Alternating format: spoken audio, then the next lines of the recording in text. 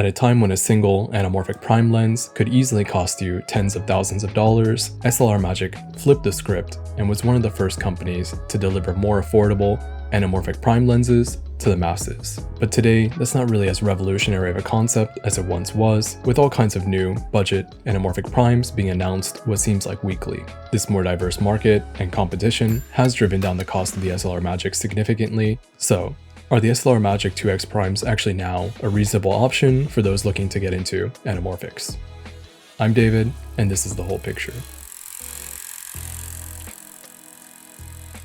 Of course, budget means different things to different people, and while there are many ways you could potentially save money if your goal is to capture a widescreen image, when it comes to working practically with anamorphics on set, prime lenses offer an uncompromised experience, and over constructing your own adapted anamorphic lens, these SLR Magic primes offer higher-end cine features like a consistent design, which includes their length, front threads, close focus distance, gear placement for both aperture and focus, as well as their Q20 socket placement. And this level of consistency is not always a given when it comes to budget anamorphic cine lenses, with many sets having variations between lenses. And while the SLR Magics are technically cine lenses, they do appear to be more of a convenient repackaging of SLR Magic's 2X anamorph adapter and rangefinder single focus solution. Seeing as SLR Magic does sell their adapter and rangefinder separately, you could reasonably expand upon the 35, 50, and 70mm kit with your own custom lens that could easily maintain a similar look and usability with these shared parts. This kind of expandability is something that you don't really see from the other players in the budget anamorphic space. With that said, SLR Magic rates the 2X anamorph as compatible with focal lengths up to 100mm on micro four thirds. This sounds nice on paper, but in my use, you do need to stop down quite a bit on the telephoto end to get any kind of usable image. For the GH series of cameras, I found it difficult to make a custom lens wider than about 40mm with the 2X anamorph and rangefinder, which does make the 35mm prime a pretty appealing option, being one of the wider lenses available in the budget space. If you get a bit creative, you could potentially go wider than the 35mm prime, but you will have to sacrifice some conveniences like single focus over the cine lens. And really, I think convenience is the strong suit of these cine lenses. When paired with Panasonic GH series stabilization, you can use them in a very minimalist way for a surprisingly easy to use, interchangeable lens run and gun setup. In line with many other aspects of this lens, the look is also pretty unique. Right now I'm using the 35mm lens on the GH5, and as you can see, there's some pretty pronounced distortion that is characteristic of wider angle anamorphic lenses. This becomes less pronounced when using tighter focal lengths though, and while they generally render a contrasty image with punchy colors, wide open, you can introduce some vintage-esque flaws, like funky corners and chromatic aberrations. All of this topped with saturated blue flares, even the extra oval bokeh thanks to this insert. The SLR Magic 2X anamorphic primes feel very well suited for a sci-fi themed project, electronic genre music videos, documentaries, and maybe interviews. That's not to say they can't be used for other scenarios, but the visual language of these lenses can get a bit confusing, and they might not suit every project that comes your way. So while they are convenient with some very nice features, they aren't necessarily the most versatile anamorphic lenses.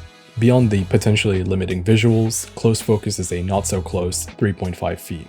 Luckily, the Cine Primes and rangefinder all share a consistent 82mm front thread, letting you use one relatively easy-to-find size of diopter across the full set. But certain filters like variable ND and circular polarizers can be a bit difficult to use when racking focus because of the rangefinder's design. And while you can get away with quite a bit of handheld work with something like the GH5 or GH6, I think the more modern look of these lenses calls for more stabilized gimbal footage. But the larger size and weight means you can't necessarily pair these budget anamorphic lenses with similarly positioned consumer gimbals. But of course, the word compromise often goes with the term budget, so trade-offs are to be expected.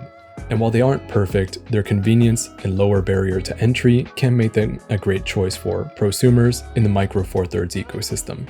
But therein lies the real problem with these lenses. Don't get me wrong, micro four thirds is a great platform for budget anamorphic filmmaking, but if you get more serious about filmmaking as a career or a hobby, and say want to upgrade to Panasonic's S series of cameras, which are equally great with anamorphic lenses, you can't bring these lenses forward to your new system. And it's a real bummer because if you look at the distance between the lens mount and rear element, there's plenty of room, meaning they most likely could have been designed for the much more versatile EF or PL mount, opening up available cameras from a few dozen to hundreds, maybe even thousands, depending on how far back you want to go or how niche you want to get.